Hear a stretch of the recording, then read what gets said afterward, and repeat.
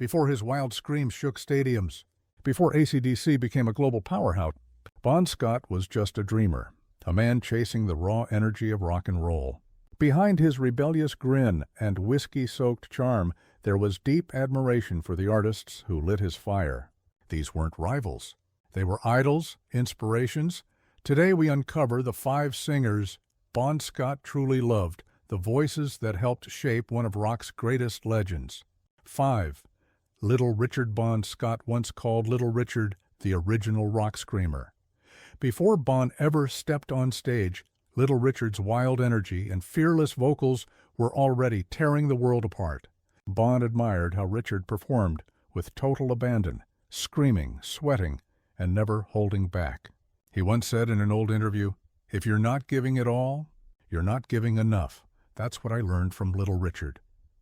That spirit, that reckless passion, became the foundation of Bon's own stage persona.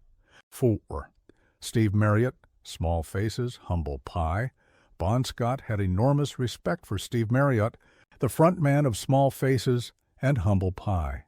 Both men shared that gritty blues rock soul and raw power that didn't need fancy production, just heart.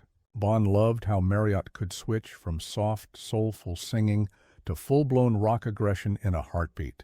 According to friends, Bon often played Humble Pie records on tour buses and studied Steve's phrasing and vocal energy. He once told a roadie, "That's how it's done. From the gut, not from the throat." 3. Paul Rodgers, Free as Bad Company. In the late 60s and early 70s, Paul Rodgers was every rock singer's benchmark, and Bon Scott was no exception. Bon admired Rodgers' ability to blend soul, power, and control, something few singers could balance. He was drawn to the emotional depth in Rodgers' voice, the way he could sound tough and vulnerable at the same time. During AC/DC's early years, Bon would often warm up with Free's All Right Now. One sound engineer recalled, Bon used to sing it before every show. He'd smile and say, "That's real rock right there." 2. Roger Daltrey, The Who. Bon Scott loved larger-than-life frontmen, and Roger Daltrey was exactly that. He admired Daltrey's command of the stage, his rebellious image, and the way he could make chaos look poetic. Bon saw a reflection of himself in Roger, wild, confident, unstoppable.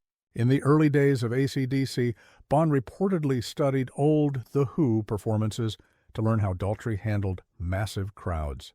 He even borrowed some of that same rock warrior energy, swinging microphones, strutting like he owned the world.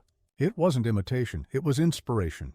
1. Brian Johnson, AC/DC, and finally, the most surprising one of all. Even before fate connected their names forever, Bon Scott loved Brian Johnson's voice. Yes, before Bon's tragic death, he had seen Brian perform with his band Geordie. Bon once told friends, "That guy's got a great set of pipes, real rock and roll voice." No one could have known that just months later, Brian would step into Bon's shoes and carry his legacy forward. It's almost poetic. The singer Bon admired would become the man to keep his spirit alive.